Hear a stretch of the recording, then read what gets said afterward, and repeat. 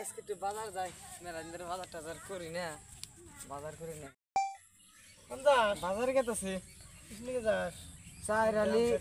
চার আলি তেলে নিয়ে গেতেছে, আর আধা কেজি আন্ডা নিয়ে গেতেছে। আর ভাবছি কি যে হাফ লিটার হানি শিকড় আনবো।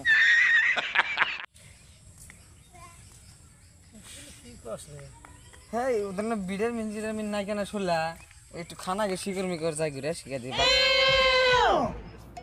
বাজার পাই যায় নাকি।